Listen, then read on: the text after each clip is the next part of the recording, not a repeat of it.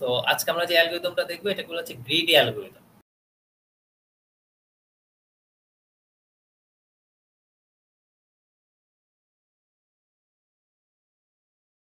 Greedy algorithm নিয়ে আমরা কথা বলতেছি এখন, ঠিক আছে? সো গ্রিডি অ্যালগরিদম কাকে বলছে? Get solves an optimization problem. First কোশ্চেনটা দেখেন, অপটিমাইজেশন প্রবলেম। তো জিনিসটা কি রকম? সো এর আগ পর্যন্ত আপনি যদি একটু খেয়াল করেন, আমরা সোফা যে অ্যালগরিদমগুলো পড়েছি ডিভাইড এন্ড কন্ট্রোল বলছি এগুলাকে, তাই না? কথা কি শোনা যাচ্ছে? জি স্যার। ডিভাইড এন্ড কন্ট্রোল বলেছি। তো সেই জায়গাতে কি ছিল, আমরা প্রতিটা প্রবলেমকে কতগুলো ছোট ছোট প্রবলেম ভাগ করতাম, যেগুলো আমরা সাব প্রবলেম বলছি। সাব প্রবলেম হবে, প্রত্যেকটা সাব প্রবলেমে দেখেন আপনি যদি খেয়াল করেন ইউনিক একটা সলিউশন আছে। যেমন যে মার্চ শর্ট দুই ভাগ করলেন, তো শর্ট হবে সে, এটা কি ডিফারেন্ট সলিউশন হওয়ার চান্স আছে? হ্যালো, কথা বোঝা যাচ্ছে আমার কথা? Yes sir. সর্টিং এর রেজাল্ট সেটা একটা রেজাল্টই হবে, তাই না? কিংবা বাইনারি সার্চ একটাই রেজাল্ট, যে ভ্যালুটা খুঁজে পাচ্ছেন এক্সাক্ট ওই ভ্যালুটা আপনি খুঁজে পাবেন, নাইলে পাবেন না। কুইক সর্ট একই কথা, একই আমার আউটকাম একই হবে। তো এগুলো হচ্ছে ডিভাইড এন্ড কনক্যুর অ্যাপ্রোচ। আমার এই গ্রিডি অ্যালগরিদম যেটা অপটিমাইজেশন অফ প্রবলেম যেটা বলে যে আপনার মাল্টিপল সলিউশন আছে, মাল্টিপল সলিউশন আছে, এর ভিতর থেকে আপনি বেস্ট সলিউশনটা খুঁজে বের করেন। যে মাল্টিপল সলিউশনের কথা বলতেছি, প্রত্যেকটা সলিউশনই ভ্যালিড, প্রত্যেকটা সলিউশনই ভ্যালিড, কিন্তু আপনার গোলটা কি হবে? আপনার গোলটা হচ্ছে আপনার যে রিকোয়ারমেন্ট আছে বা যে প্রপার্টিজ আছে বা যে কনস্ট্যান্ট আছে প্রবলেমে, সেটার উপর বেস করে আপনি বেস্ট সলিউশনটা খুঁজে বের করবেন। যেমন আমি ছোট একটা এক্সাম্পল দিই, যদিও এক্সাক্ট গ্রিডি অ্যালগরিদম এক্সাম্পল না। ধরেন আপনি একটা নতুন মোবাইল কিনতে গেছেন, বা কেউ যখন নতুন মোবাইল কিনতে যায়, কোনো ব্র্যান্ডের প্রতি আপনার কোনো উইকনেস নাই, আপনি গেছেন, আপনার গোল হচ্ছে আমি যত ফিচারওয়ালা মোবাইল পাই, যত ফিচারওয়ালা মোবাইল পাই সেটা কিনবো, আর আরেকটা গোল আছে যত কম টাকায় কিনতে পারি। এই দুইটা গোল নিয়ে গেছেন, আপনার টাকা যত কম ইউজ করতে পারেন, ফিচার যত বেশি নিতে পারেন, যত লেটেস্ট মোবাইল নেওয়া যায়। তাহলে এখন কি হবে? আপনি যদি বাংলা মানে মার্কেটের সবচেয়ে দামি মোবাইলটা কিনেন, খেয়াল করেন সবচেয়ে দামি মোবাইলটা কিনছেন, হুম, সবচেয়ে ভালো ফিচার হলো, সবচেয়ে লেটেস্ট যেটা সবচেয়ে, তাহলে আপনি কি গোল একটাতে ফেল করছেন না? জি স্যার। जी सर। Yes sir. কিন্তু আপনি ফেল করছেন, বাট এটা কিন্তু একটা ভ্যালিড সলিউশন। এটা একটা সলিউশন, কিন্তু ভ্যালিড সলিউশন। আবার আপনি চিন্তা করছেন যে না আমি সব সেকেন্ড গোলটা ফুলফিল করব, আপনি গেছেন 1200 টাকা দিয়ে একটা বাটন ফোন কিনে আনছেন, সেটাও তো একটা সলিউশন। আবার কি হতে পারে, একজন 40,000 টাকা দিয়ে একটা ফোন কিনছে, তারটা কিছু ফিচার আছে, আরেকজন কি করছে 60,000 টাকা দিয়ে একটা ফোন কিনছে। আপনি কি এখন বলবেন যে 40,000 টাকা দিয়ে যে ফেল করছে কিনছে সে ফেল করছে, বা 60,000 টাকা দিয়ে যে ফেল করছে কিনছে সে ফেল করছে, বলা যাবে এখানে? কথা বলা যাচ্ছে? কথা বুঝতেছেন আপনারা? তাহলে এই যে এই ধরনের ক্ষেত্রে যে আমার মাল্টিপল সলিউশন আছে, একটা প্রবলেম আছে, তারপরে মাল্টিপল সলিউশন আছে, সবগুলো সলিউশনই ভ্যালিড সলিউশন, আমাকে কি করতে হবে? আমাকে সেই জায়গা থেকে বেস্ট সলিউশনটা খুঁজে বের করতে হবে। এই ধরনের যে প্রবলেমগুলো সেগুলোকে বলা হচ্ছে অপটিমাইজেশন প্রবলেম। তো আমাদের এইখানে ওই গ্রিডি অ্যালগরিদমের সাথে ডিভাইড এন্ড কন্ট্রোলের পার্থক্য কোথায় বা মিল কোথায়? যে আমরা এইখানেও যেটা করব, আমার যে অরিজিনাল প্রবলেম থাকবে সেটাকে কতগুলো সাব প্রবলেমে ভাগ করব, কিন্তু এখানে আলাদা কোথায়? এই যে সাব প্রবলেমে ভাগ করতেছি, প্রতিটা সাব প্রবলেমেরই মাল্টিপল সলিউশন থাকবে, বা থাকতে পারে মোর দেন ওয়ান সলিউশন থাকতে পারে। কথা কি বোঝা যাচ্ছে? মোর দেন ওয়ান সলিউশন থাকতে পারে। আপনি যেটা করবেন, আপনার গোল হচ্ছে প্রত্যেকটা সাব প্রবলেমকে আপনি অপটিমালি সলভ করবেন। মানে প্রত্যেকটা সাব প্রবলেম, যে সাব প্রবলেম যখন আছে, প্রত্যেকটা সাব প্রবলেমকে আপনি জন্য আপনি বেস্ট সলিউশনটা খুঁজে বের করবেন। এটা হচ্ছে গ্রিডি অ্যালগরিদমের অ্যাপ্রোচ। এবং আপনি যখন এই গ্রিডি অ্যালগরিদম বলি কেন আমরা, গ্রিডি মানে কি শব্দটা শুনতে কি বোঝা যায়? हाँ लोभी। লোভী, তাই না? তাহলে লোভী, তাহলে লোভী মানুষ কি করবে? লোভী মানুষ কি করে? সামনে যা পায় সেটাই নিয়ে নেয়। আচ্ছা এটা ভালো লাগছে এবং এটা মনে হচ্ছে ভালো সলিউশন, বা এটা ভালো আমি নিয়ে নেবো, আগে পাশে চিন্তা করবো না। গ্রিডি অ্যালগরিদম এক্সাক্ট সেইভাবে কাজ করে। গ্রিডি অ্যালগরিদম এক্সাক্ট সেইভাবে কাজ করে। কিরকম জিনিসটা ধরেন, এবং আপনি যখন একটা সলিউশন নেবেন, যে দেখেন এই যে লাস্ট লাইনটা বলছে, it makes locally optimal choice.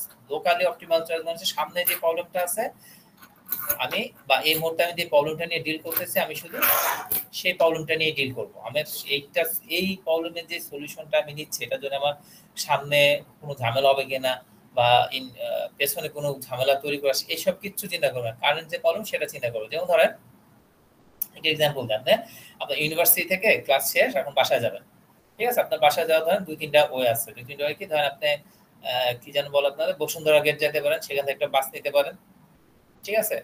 আবার কি যেন এখানে আপনাদের আর কি কি আছে জানো, অ্যাপোলো গেট নাকি,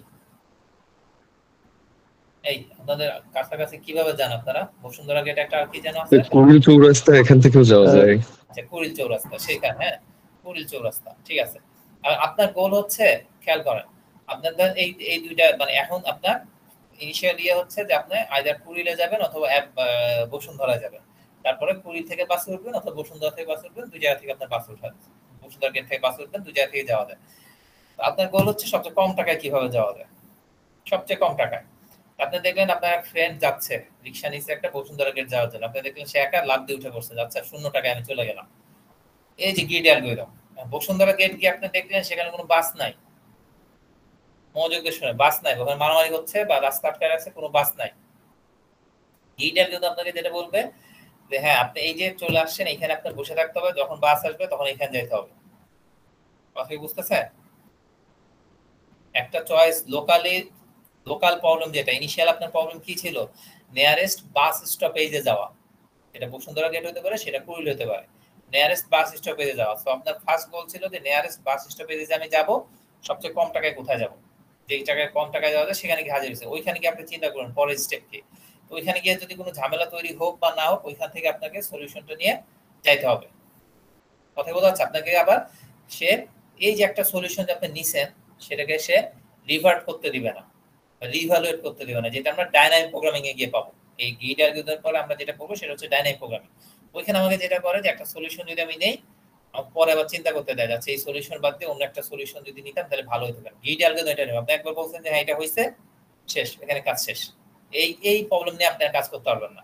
কথা বোঝা যাচ্ছে? হ্যালো,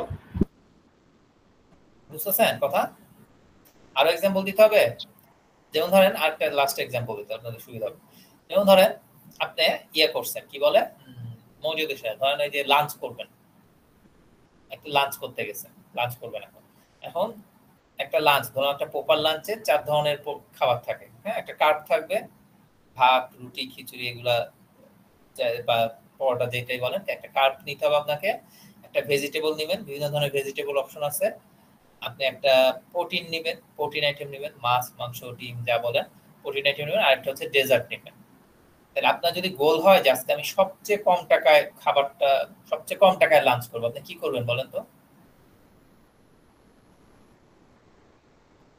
এই বলেন, 4 ধরনের খাবার চুজ করতে হবে আপনাকে, কার্ব, ভেজিটেবল, প্রোটিন, একটা হচ্ছে ডেজার্ট। কি করবেন তাড়াতাড়ি বলেন।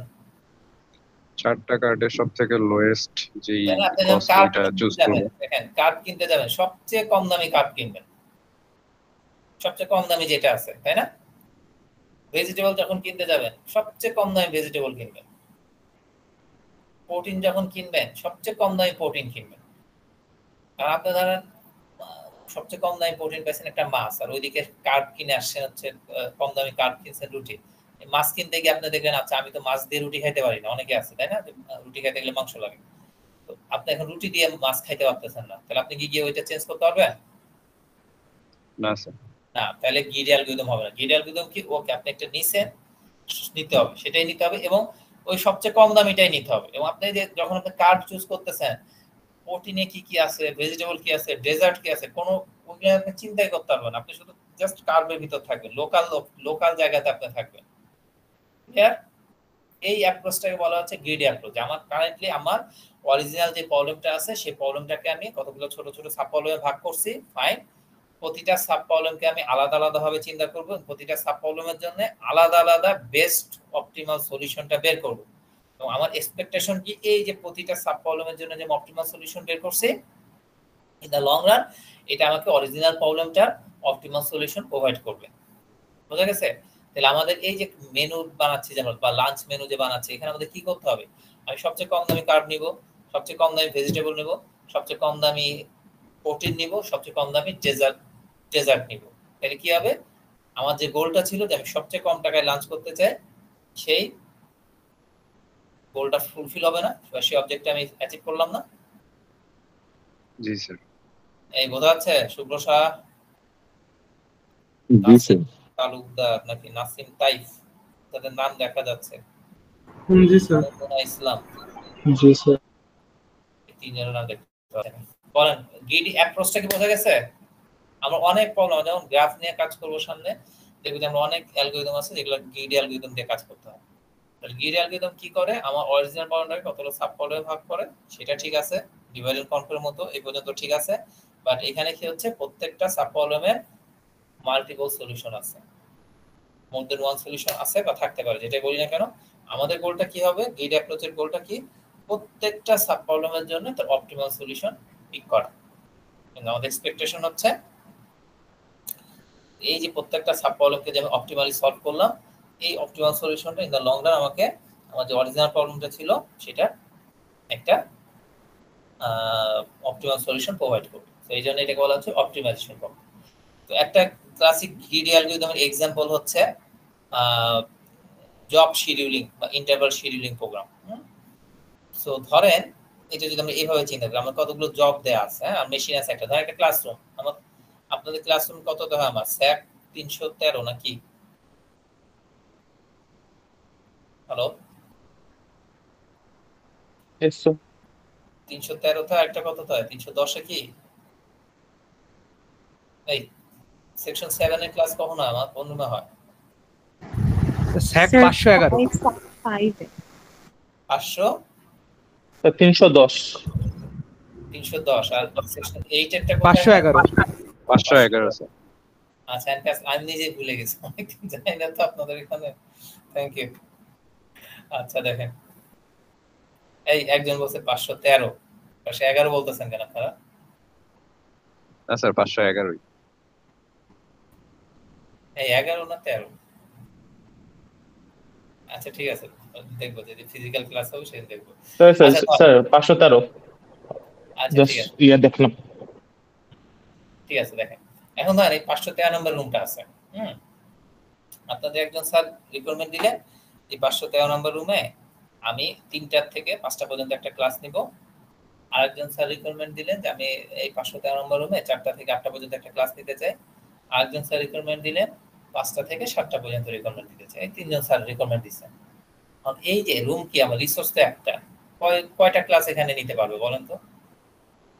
তিনজন 3টা ক্লাস নিতে চাইছে, হ্যাঁ, প্রথম জন বলছে 3টা থেকে 5টা পর্যন্ত, দ্বিতীয় জন বলছে 4টা থেকে 8টা পর্যন্ত 4 ঘন্টার ক্লাস নেবে, আর 3 নাম্বার জন বলছে 5টা থেকে 7টা পর্যন্ত একটা ক্লাস নেবে। আপনি আপনার কাছে ম্যাক্সিমাম লোক টিচারকে স্যাটিসফাই করে, ম্যাক্সিমাম টিচারকে ক্লাস যাতে নিতে পারে সেই ব্যবস্থা করে দেয়া। তাহলে আপনি কাকে কাকে দিবেন? 3টা থেকে 5টা, আর যে টিচার 5টা থেকে 7টা নেবে। 5টা থেকে 7টা, তাই না? কারণ এই মাঝেরটা আমরা দিব না কেন, মাঝেরটা হচ্ছে কনফ্লিক্ট করে, তাই না, অন্যদের সাথে কনফ্লিক্ট করছে, তাই না, অন্যদের সাথে গ্যাঞ্জাম করে। কারণ যদি আমি মাঝের জনকে যদি দেই তাহলে আসলে এই দুইজনকে দিতে পারবো না, তাহলে আমি কি করতেছি, একজনকে স্যাটিসফাই করতেছি, তার থেকে আমার বেটার সলিউশন করা, আমার গোল কি ছিল, ম্যাক্সিমাম পরিমাণ পার্সনকে স্যাটিসফাই করা। তো সেই জন্য আমি কি করবো, যে 3 থেকে 5 আর 5 থেকে 7 এটা দিয়ে দিব, ঠিক আছে, বুঝা যাচ্ছে?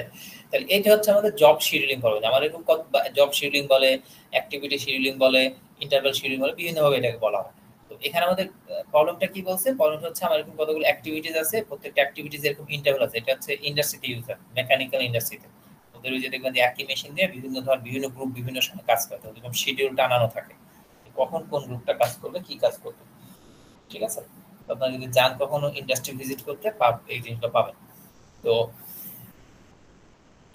এখন এরকম আমার কতগুলো জব দেয়া আছে, যে এই জবটা এই সময় থেকে এই সময় থাকবে, এই জব অন্য একটা জব এই সময় থেকে এই সময়, কতগুলো জব দেয়া আছে। আমার গোলটা কি ম্যাক্সিমাম পরিমাণ জবকে স্যাটিসফাই করা, ম্যাক্সিমাম পরিমাণ জবকে আমি সাপোর্ট দিতে চাই, ঠিক আছে। তো আমার অ্যাপ্রোচটা কি হবে, ঠিক আছে, এই যে কতগুলো জব দেয়া আছে এখানে, ঠিক আছে। তো আমাদের ধরেন এরকম প্রথম একটা অ্যালগরিদম যদি এরকম ভাবে চিন্তা করি আমরা, গ্রিড অ্যালগরিদম বলছে আমি কি, যে আমার প্রথমে যে মনোযোগ দিয়ে শুনবেন, যে আমার প্রথমে যে বেস্ট সলিউশন আসবে তাকে আমার নিতেই হবে। ধরেন আপনাদের যে টিএ নেয়, তাই না, টিএ যদি আমরা গ্রিডি স্ট্র্যাটেজিতে নেই তাহলে কি করতে হবে, ধরেন আপনার টিএ সার্কুলার দিচ্ছে 3.8 এর থেকে বেশি যে পাবে, শুধু একটা পয়েন্টই বলছে, যাদের 3.8 এর থেকে বেশি যারা তাদের, বা 3.9 এর থেকে বেশি তারা টিএ হিসেবে অ্যাপ্লাই করতে পারবে। এবং যদি আমি গ্রিড অ্যাপ্রোচে নেই তাহলে কি করতে হবে, 3.9 এর থেকে বেশি সিজিপিএ ওয়ালা প্রথম যে আসবে তাকে আমার নিতে হবে, আমি আর কোনো অ্যাপ্রোচ বলি নাই, আর কোনো ক্রাইটেরিয়া বলি নাই, বোঝা যাচ্ছে? তাহলে আমরা প্রথম যে বেস্ট চয়েস থাকবে বা ফার্স্ট চয়েস থাকবে, যেটা গ্রিডি চয়েস বলি, তাকে অবশ্যই আমাদের পিক করতে হবে। গ্রিডি চয়েসকে অবশ্যই আমাদের পিক করতে হবে, এটা হচ্ছে আমাদের ফার্স্ট কন্ডিশন। তো এখন দেখি আমরা আমাদের একটা অ্যালগরিদম বলছে sort activities by starting time. কতগুলো জব দেয়া আছে বা অ্যাক্টিভিটিস দেয়া আছে, তাদেরকে আমি তাদের শুরুর সময় অনুযায়ী কখন তারা শুরু করবে সেই অনুযায়ী তাদেরকে সর্ট করলাম। তাহলে কি হচ্ছে, আমার এই যে লালটা সবার আগে শুরু হয়েছে, একে নিলাম, তারপরে এইটা শুরু হয়েছে, একে রাখলাম, তারপর এটা। তাহলে আমার যদি এখন তো আমি জবগুলোকে একটা র‍্যাঙ্কিং করে ফেলছি, তাহলে আমার ফার্স্ট চয়েস কে এখানে? রেড। লালটা না? লালটাকে যদি আমি নেই, তাহলে কি আমি বাকি দুইটাকে নিতে পারবো? না স্যার, কিন্তু আমার সলিউশন বেস্ট বেটার সলিউশন কোনটা ছিল? বাকি দুইটা। বাকি দুইটাকে নেয়া। তাহলে এই অ্যালগরিদম আসলে কাজ করবে না, এটা এই অ্যালগরিদম কাজ করবে না, বাদ। এটা এইভাবে এই প্রবলেম সলভ হবে না। ওকে, নেক্সট কি বলছে, sort the activities by length. মানে এখন যে অ্যাক্টিভিটিসের লেংথ কম, ডিউরেশন কম, কম সময় ধরে যে কাজ করবে তাকে আমি প্রায়োরিটি দিব বেশি, তাকে আমি ফার্স্ট চয়েস রাখবো, তাকে আমি আগে পিক করব। তাহলে আমার যদি এরকম একটা সিচুয়েশন থাকে, তাহলে আমি আগে কাকে পিক করব বলেন তো? দুই নাম্বারটাকে। Sir red নাম্বারটাকে। দুই নাম্বারটাকে, কারণ এটা সবচেয়ে ছোট। কিন্তু এটাকে যদি আমি শিডিউল দিয়ে দিই, তাহলে এই দুইজনকে আর কাজ করতে পারবে না স্যার। জি না স্যার। না স্যার। হ্যাঁ, তাহলে এই সলিউশনও কাজ করলো না, এটাও ফেল করলো। ওকে, থার্ড অ্যাপ্রোচে আমরা কি করলাম, অ্যাক্টিভিটিস গুলোকে তাদের ফিনিশিং টাইম বা এন্ডিং টাইম অনুযায়ী, মানে কখন তারা শেষ হবে সেই অনুযায়ী তাদেরকে সাজালাম। ঠিক আছে, সেই অনুযায়ী সাজালাম। এখন তাহলে আমি যদি এই দেখেন, এইটা সবার আগে শেষ হয়, তো ও 1 নাম্বার চয়েস আমার, এর তারপরে শেষ হয় 2 নাম্বার চয়েস, এর শেষ হয় তারপর 3 নাম্বার চয়েস। তাহলে এখন আমি কাকে নিব? 1 নাম্বার চয়েসে কে আছে আমার? প্রথমটা আছে, তাহলে প্রথমটাকে নিব, 2 নাম্বারটাকে নিতে পারবো না, 3 নাম্বারটাকেও নিতে পারবো। কারণ আমার স্যাটিসফাই করছে না এটা। স্যার কিভাবে? আমি এন্ডিং টাইম অনুযায়ী জবগুলোকে সাজাইছি সিনথিয়া, দেখেন। তাহলে তো স্যার শুরুটা আগে শেষ হবে না? হ্যাঁ, সেই অনুযায়ী তো আমরা সাজাইছি, ফিনিশিং টাইম অনুযায়ী সাজাইছি, জবগুলো যখন শেষ হবে সেই অনুযায়ী সাজাইছি। আমরা দেখাচ্ছি আপনাকে, দেখেন। এইটা ছিল কি আমাদের শর্টেস্ট জব নিলে যে ফেল করে সেই एग्जांपलটা ছিল না? হ্যালো, জি স্যার। সেই एग्जांपलটা দেখেন। এটা আমরা দেখাতে যাচ্ছি যে অ্যালগরিদমটা এখানে কাজ করে, পরে অন্যটার জন্য আমরা দেখব। তো আমরা প্রথমে কি করব, এই জবটাকে নিয়ে নিব, এটাকে নিব, তারপর Okay. এটাকে বাদ দিব যেটা এটা কনফ্লিক্ট করছে, তারপর এটাকে নিব। তাহলে আমি কি ম্যাক্সিমাম পরিমাণ জবকে স্যাটিসফাই করতে পারছি? জি স্যার। পারছি।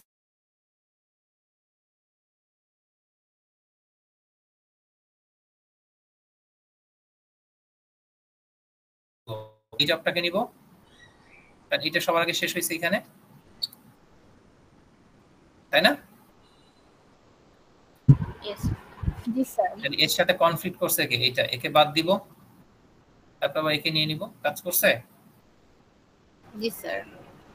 তাহলে আমাদের যদি অ্যাক্টিভিটি সিলেকশন প্রবলেমে আমরা কি পাচ্ছি, অ্যাক্টিভিটি সিলেকশন প্রবলেমে আমরা পাচ্ছি যে আমাদের অ্যালগরিদমটা কি হলো, তাইলে যে আমাদের জবগুলোকে প্রথমে এন্ডিং টাইম অনুযায়ী সাজাইতে হবে। কিভাবে সাজাইতে হবে? এন্ডিং টাইম বা জবগুলো যখন ফিনিশ করবে সেই অনুযায়ী সাজাইতে হবে। তারপর আমরা কি করব, জবগুলো যদি আমরা ফিনিশিং টাইম অনুযায়ী সাজাই, তারপর কি হবে বলেন?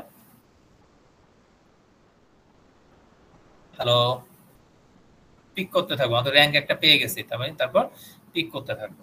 তো আমাদের এই প্রবলেমটা কিভাবে আসে, এরকম আমরা কতগুলো জব দিয়ে দিই, এই যে এরকম, এই যে এরকম একটা টেবিল দিয়ে আসলে প্রবলেমটা কি দেই, এই যে এরকম একটা টেবিল দিই। দেখেন প্রত্যেকটা জবের কি কি আছে দেখেন তো।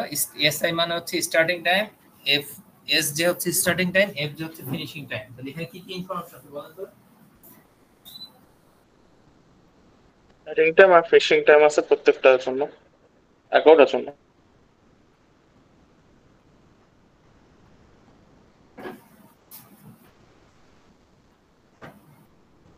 হ্যালো, জি স্যার। বলেন কি কি আছে এখানে? 11টা প্রবলেমের জন্য 11টা স্টার্টিং টাইম আর ফিনিশিং টাইম আছে। প্রত্যেকটা জবের স্টার্টিং টাইম আর ফিনিশিং টাইম দেয়া আছে, তাই না?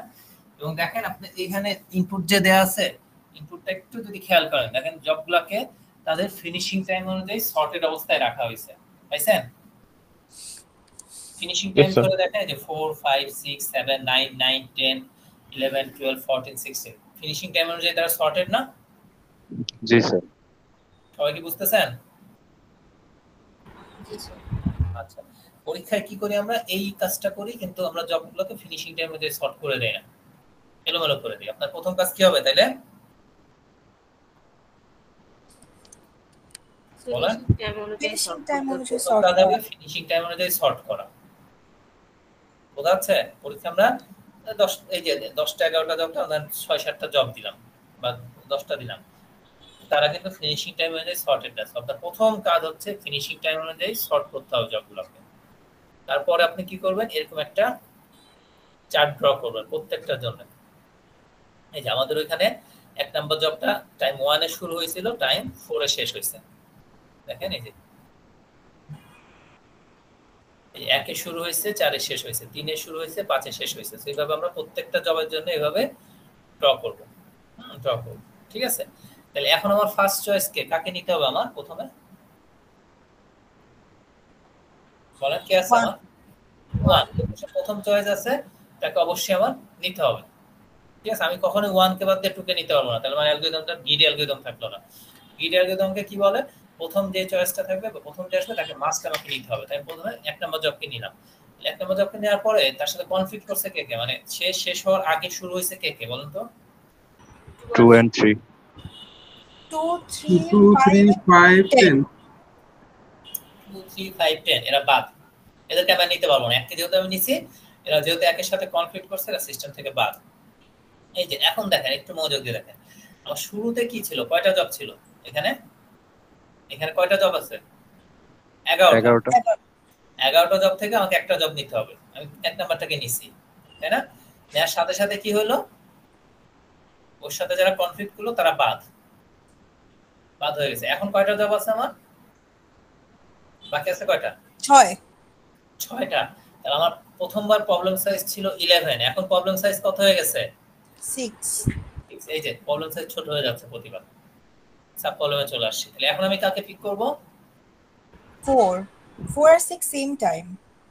ও না, 4 কে নিব আমরা। হ্যাঁ, প্রথমে যে থাকে তাকে আমার নিতে হবে গ্রিড অ্যালগরিদম থেকে। 4 কে নিলাম। তাহলে 4 এর সাথে কনফ্লিক্ট করছে কে কে? 6 7। 7। 6 আর 7, ফাইন। তারপর নেক্সট কে আসবে? 8। 8 কে বাদ যাবে? 9 বাচ্চা। 9 বাদ। আমরা এই 4টা জবকে দিব, 4টা জবকে শিডিউল করতে পারি। এখানে স্যার কমপ্লিট করাটা কিভাবে মেজার করতেছেন আমি না বুঝতেছি না। বুঝি নাই। স্যার এই যে আপনি বলছেন যে 1 নাম্বারটা কার কার কনফ্লিক্ট সাথে, মানে হচ্ছে যে জবটাকে আমি নিলাম সেই জবটা শেষ হওয়ার আগেই অন্য যে জবগুলো শুরু হয়ে গেছে। যেমন ধরেন এই যে প্রথমে দেখেন, প্রথম থেকে দেখেন 1 নাম্বার জবকে নিছেন না আপনি? 1 নাম্বার জব শেষ হয়েছে কখন বলেন সিনথিয়া? কোশ্চেনটা আরেকবার করবেন? 1 নাম্বার জবকে তো আমি নিলাম, এই যে লাল করছি, নিছি আমি। হ্যাঁ, ঠিক আছে। তাহলে 1 নাম্বার জব শেষ হয়েছে কখন? স্যার 4 এ এসে শেষ হয়েছে। 4 এ। আর 2 নাম্বার জব শুরু হয়েছে কখন? 3 থেকে। তাহলে আমি যদি 1 নাম্বার জবকে নিই, 2 নাম্বার জবকে কি নিতে পারবো? না না, কারণ আপনি তো আমাকে বললেন যে স্যার যান ওই কি বললেন, এই আপনি স্যার কি 511 নম্বর রুমে ক্লাস নেন 1টা থেকে 4টা পর্যন্ত, তারপর 3টার সময় আবার সিফাত মনিম স্যারে পাঠিয়ে দিয়েছেন, স্যার 511 নম্বর। তাহলে আমার আর সিফাতের মারমা লেগে যাবে না? জি স্যার। এটা করবেন আপনি? না না, তাই তো। তাহলে এখন কি করবেন, তাহলে ওই জবটা 1 নাম্বার জবটা শেষ হওয়ার আগে যারা শুরু হয়েছে তাদেরকে বাদ দিয়ে দিতে হবে না আমার? কারণ ওকে যদি আমি 1 নাম্বারকে যদি আমি শিডিউলটা দিয়ে দিই তাহলে তো অন্যরা তো আর পাবে না, পাবে? না স্যার, তাহলে কে কে বাদ যাবে? 2 নাম্বার বাদ যাবে, 3 নাম্বার বাদ যাবে, 5 নাম্বার, 10 নাম্বার। হ্যাঁ, এই বাদ দিয়ে দিলাম। নেক্সট কে আছে? নেক্সট কাকে নিতে পারবো আমি? 4 তাহলে 4 কে যদি আমি নেই, কে কে বাদ যাবে? 6 7 এই বাদ দিয়ে দিলাম। নেক্সট কে আসবে? স্যার 8 তারপর 9 বাদ যাবে, 10 আসবে। বুঝা গেছে? তাহলে আমরা এইভাবে কয়টা জবকে শিডিউল করতে পারলাম বা কয়টা জবকে সার্ভিস দিতে পারলাম? 4টা। তাহলে আমাদের এক্সাম্পলের জন্য, এই পার্টিকুলার এক্সাম্পলের জন্য আমার সলিউশন হচ্ছে 4। বুঝা গেছে? হ্যালো? জি স্যার। Yes sir. আচ্ছা, এখন দেখেন, ধরেন এই যে প্রথমবার যখন আমি 1 নাম্বার জবকে নিছি, 1 নাম্বার জবকে না নিয়ে আমি যদি 2 নাম্বার জবকে নিতাম তাহলে কি হইতো বলেন তো? তাহলে আমি 4টা জবকে নিতে পারতাম না? 4টা থেকে কম বা বেশি পাচ্ছি? যদি একের বদলে যদি আমি প্রথমে একদম শুরুতে যখন আপনি 1 নাম্বার জবকে চুজ করলেন, সেটাকে 1 নাম্বারকে চুজ না করে আপনি প্রথমবার 2 নাম্বারকে চুজ করলেন, তাহলে কি হয় দেখেন তো? 4টাই থাকে। 4টাই থাকে। তাহলে এটাও একটা সলিউশন না? জি স্যার। এটাও একটা Yes, ভ্যালিড sir. সলিউশন। বোঝা যাচ্ছে? এটাও একটা ভ্যালিড সলিউশন। আপনি বললেন যে স্যার আমি এই 4টা নিব, এই যে 2 কে নিব, 2 এই 4টাকে নিলে কোনো সমস্যা ছিল আমার? না না স্যার। স্যার। এটা একটা ভ্যালিড সলিউশন। এটা কি গ্রিডি সলিউশন হইছে? নো স্যার, গ্রিডি হইতে হলে কি হবে? ফার্স্টটা প্রথমে যে নেওয়া আসবে অবশ্যই তাকে আপনার নিতে হবে। এককে বাদ দিয়ে কখনো 2 কে নিতে পারবেন না। কথা বোঝা গেছে? 2 যদি আপনি গ্রিডি অ্যালগরিদম অনুযায়ী টি এ চুজ করেন, আপনি একটা সার্কুলার দিবেন যে 3.9 এর উপরে যারা আসবে তাদেরকে আমি টি এ নিব। আপনাদের স্যার দিবেন। আগে আসলে আগে পাবে ভিত্তিতে। এখন ধর প্রথমে 3.9 ওয়ালা একজন আসছে, তাকে আপনি নিতে হবে। পরে সেকেন্ড যদি 3.99 ওয়ালা একজন আসে, তাকে আপনি নিতে পারবেন না। কারণ গ্রিড অ্যালগরিদম। বোঝা যাচ্ছে কথা? প্রথম যে চয়েসটা থাকবে তাকে অবশ্যই আমাদের টিক করতে হবে। কারণ কেউ না বুঝলে বলেন। হ্যালো?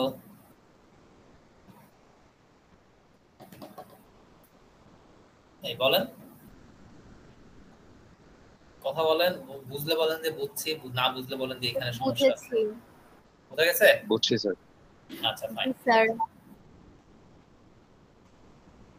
এখন দেখেন, তাহলে এই যে আমরা যে এক্সাম্পলগুলো দিচ্ছি, হ্যাঁ, বা বিভিন্ন সময় আমি দুষ্টুমির এক্সাম্পল দিচ্ছি, এই যে আপনাদের যে বাসায় যাওয়ার যে এক্সাম্পলটা দিলাম, এই গিট অ্যালগরিদম দিয়ে কি আপনি ধরা খাইতে পারেন না?